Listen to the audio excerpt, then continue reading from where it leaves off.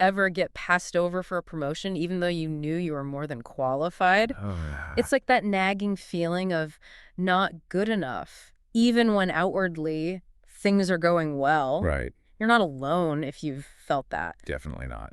That's exactly what we're diving deep into today, self-esteem. Really digging in. And we're going way beyond like the typical just think positive stuff. Yeah. Got to go deeper. You sent over some interesting excerpts from Nathaniel Branden's The Power of Self-Esteem. It's a good one. So let's unpack what he has to say about building real self-worth. Yeah. So many people chase external validation, They do. promotions and praise, even likes on social media, Oh, yeah. hoping it'll just like magically boost their self-esteem. Right. Like if we just rack up enough wins, the insecurity will magically disappear. Yeah. And Branden would say that's not how it works. It's not. He argues that true self-esteem is an inside-out process. It's about building that inner foundation of self-efficacy and self-respect, which can't be shaken by those outside factors. So it's not that external achievements don't matter. No, not at all. It's that they can't be the only source of our self-worth. Exactly. Think of it like building a house, right? Okay. External validation is like the paint color or the landscaping.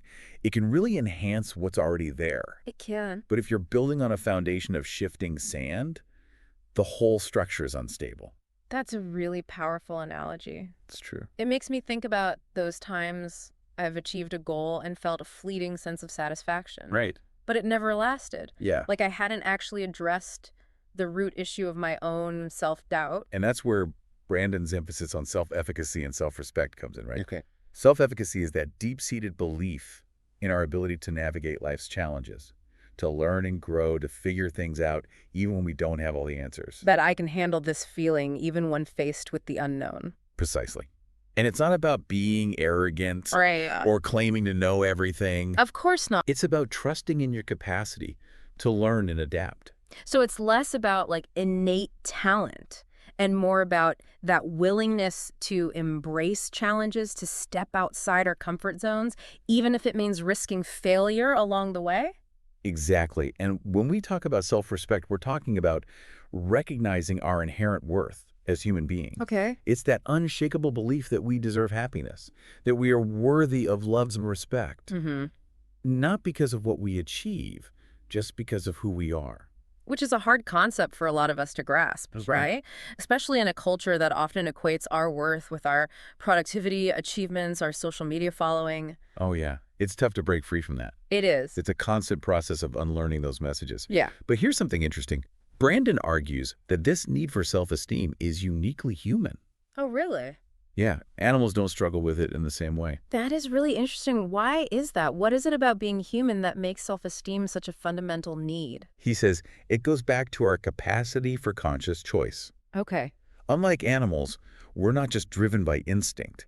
We have this ability to think about our actions, to make choices that align with or contradict our values. So it's not just about acting, it's about that constant internal dialogue. Right. The awareness of our own agency, the responsibility that comes with knowing that we have the power to choose. Exactly. And that's where self-esteem becomes crucial. Okay. Because every choice we make, Every choice. no matter how big or small, either reinforces our sense of self-worth or chips away at it. It's like that saying, we are what we repeatedly do. Right. Yeah. And it's not just about the actions themselves, but the why behind them. The why. Are we acting from a place of self-respect, believing that we are deserving of love and happiness? Okay. Or are we acting from fear, self-doubt, or a need to please others? And that's where things get really interesting. It does. Because it's totally possible to achieve great things externally while still feeling deeply unfulfilled internally. Absolutely.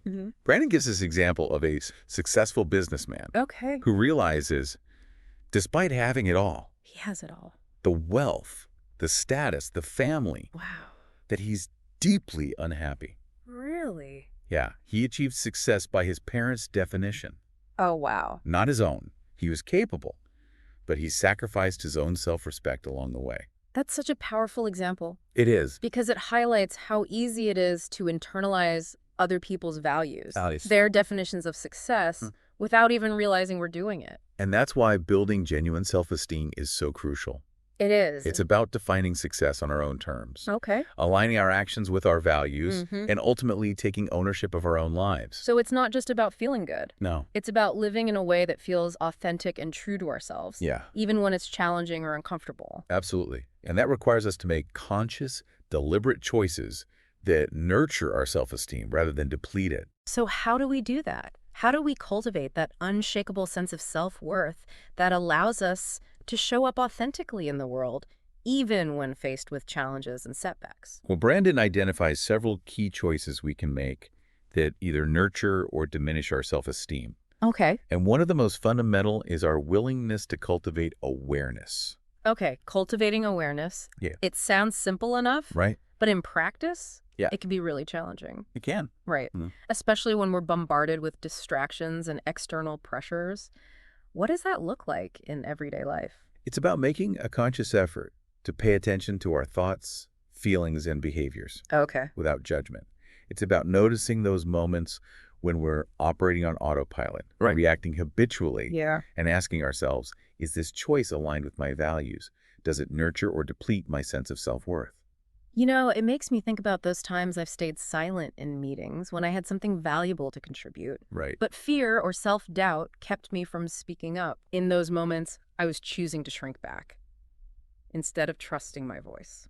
And that's a perfect example of how a lack of self-esteem can manifest in our actions, right? How does it? We allow fear to dictate our choices, even when those choices go against what we truly value and desire. So cultivating awareness is about catching ourselves in those moments and making a different choice, even if it feels uncomfortable or risky. Exactly. Okay. And it's also about being willing to explore those deeper insecurities that might be driving our behavior. Okay. Why am I so afraid to speak up in meetings? Is it a fear of judgment? A belief that my ideas aren't valuable? Right. By shining a light on those limiting beliefs, we can start to challenge and dismantle them. It's about becoming more conscious of the stories we're telling ourselves, Yes? the narratives that are shaping our reality. Precisely. Wow. And that brings us to another crucial choice that Branden highlights. Self-acceptance. Which again, sounds deceptively simple, It does. but I think a lot of us struggle with this one. Yeah, for sure. Does self-acceptance mean we have to love everything about ourselves, even our flaws and imperfections? That's a common misconception. It is. Yeah, self-acceptance isn't about achieving some unrealistic standard of perfection. Yay. It's about acknowledging the truth of who we are, our flaws and all, with compassion and understanding. Okay. Right. It makes me think about how often I've beaten myself up over past mistakes or missed opportunities. Like those moments become this heavy baggage I carry around, Right. weighing me down and preventing me from moving forward. And that's why self-acceptance is so crucial. It is. It's about recognizing that we all make mistakes, we all have regrets, Yeah. and those experiences, while painful, don't define us. So it's about acknowledging those less than perfect parts of ourselves without allowing them to dictate our worthiness or our potential. Precisely. It's about recognizing that we are all a work in progress, and that's perfectly okay. This really resonates with me. Good. It's like giving ourselves permission to be human, to embrace the full spectrum of our experience. Right. Without judgment or self-condemnation. And that kind of radical self-acceptance is actually the foundation for real growth and change. It is. Yeah. How so? Because when we can approach ourselves with compassion and curiosity, we're more likely to take risks, to step outside our comfort zones, Okay. to embrace those challenges that allow us to learn and evolve. So it's not about resigning ourselves to our flaws, Yeah. but about approaching them with curiosity and a desire for growth. Yeah. It's about saying, okay, this is where I'm at right now. Right. And from this starting point, I can choose to learn, to grow, to become the best version of myself. Beautifully said. Thank you. And that brings us to another essential ingredient of self-esteem: taking responsibility for our lives. Okay, what does that look like in practice? It's about recognizing that while we can't control every external circumstance, we can control how we choose to respond. Okay. It's about shifting from a mindset of blame and victimhood to one of empowerment and agency. So instead of saying, this is happening to me. It's about saying, how can I learn and grow from this? Exactly. And that can be incredibly empowering because it gives us back our sense of control. Okay. It reminds us that we are not passive bystanders in our own lives, but active participants who have the power to shape our own experiences. It's about owning our choices, both the good and the bad, and recognizing that even when things don't go as planned, Yeah, there's always an opportunity to learn, to adapt, and to course correct. precisely. And that ability to navigate challenges with resilience and resourcefulness is a powerful indicator of healthy self-esteem. You know, it makes me think about the modern workplace, which often demands that we be adaptable, resourceful, and able to handle uncertainty. Right.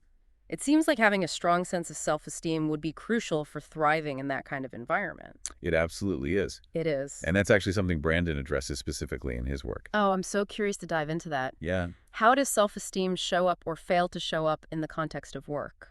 Well, imagine you're in a high-stakes meeting, right? Okay. Your team is facing this tough challenge, and everyone's looking for some leadership, some direction. Okay. In that moment, someone with low self-esteem might hesitate to speak up, Yeah. fearing judgment, criticism. Right. They might doubt their own ideas, Oh, yeah. even if those ideas are brilliant. Oh, I've been there. That feeling of your throat closing up, your mind racing, Yeah. and suddenly everyone else's ideas seem so much better. Right. Even if you know deep down that yours are valid. And the irony is, Yeah. those self-doubts, Yeah. they often stem from a place of competence. Really? Yeah, it's that classic imposter syndrome. Right. Right. If I were really as smart or capable or worthy as everyone thinks I am, I wouldn't be feeling this way. It's like a self-fulfilling prophecy. Totally. The more we doubt ourselves, the less likely we are to take risks, to put ourselves out there, and to achieve the very success that might help us feel more confident. Exactly. Wow. And then, on the flip side, Yeah. someone with healthy self-esteem, Okay. they're more likely to approach that same challenging situation with a sense of agency, resourcefulness. Well, okay. They trust their judgment. They do. They're willing to speak up. Right. They don't let fear paralyze them. And I imagine that kind of confidence can be contagious. Oh, absolutely. Right. It inspires others to step up, to share their own ideas, Right. to create a more collaborative and innovative work environment. Absolutely. And here's where it gets even more interesting. Branden argues that self-esteem isn't just essential for individual success. Okay. It's crucial for creating a healthier and more productive workplace culture overall. So it's not just about each individual feeling good about themselves. Right. It's about how those individual mindsets impact the collective dynamics of a team or an organization. Precisely. Wow. When people feel valued and respected, Okay. when they trust their own abilities, feel empowered to contribute their unique talents, Yeah. they're more likely to be engaged, motivated, productive. Which makes sense if you're constantly second-guessing yourself Right. or feeling like your contributions don't matter. Yeah. Why would you go above and beyond? Exactly. And on the flip side, Yeah. when people are constantly in competition with each other, Right. vying for recognition and validation, Right. it creates a toxic environment It does. of scarcity and fear. Right. Right. Yeah. And that ultimately stifles creativity and innovation. It does, because if everyone's so worried about protecting their own turf, who's going to take the risks necessary to push boundaries and come up with truly groundbreaking ideas? You've hit the nail on the head. Wow. That's why Branden emphasizes the importance of leaders cultivating self-esteem, Okay. not just in themselves, but in the people they lead. Okay. It's about creating a culture where people feel safe to take risks, to learn from their mistakes, Okay. to support each other's growth. Which again goes back to that idea of conscious choice. It does. Right.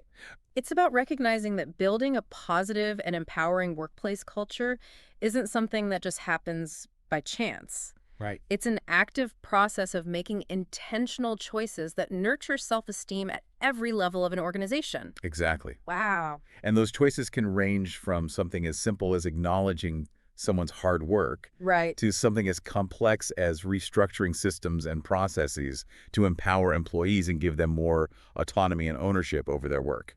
This has been such an insightful conversation. Oh, good. It's really made me rethink my own relationship with self-esteem, not just as something that impacts my own well-being, but as something that has ripple effects on everyone around me, my colleagues, my family, my community. I'm so glad to hear that. Thank you. And if there's one thing I hope listeners take away from this deep dive, it's that building genuine self-esteem, it isn't about vanity or ego. Okay. It's about recognizing our inherent worth as human beings and living in a way that reflects that value. And it's a journey, not a destination. It is. Yeah. Yeah. It's about making those daily choices that nurture our self-belief, challenge our limiting beliefs, and ultimately allow us to show up in the world as our most authentic and empowered selves. Beautifully said. Thank you. And for anyone listening who's struggling with self-doubt or feeling like they're not good enough, Yeah. remember this. You are worthy. You are capable. Mm-hmm. And you have the power to create the life you desire. It's about embracing that power, one conscious choice at a time. Thanks for joining us for this deep dive into the power of self-esteem. Until next time, keep choosing yourself.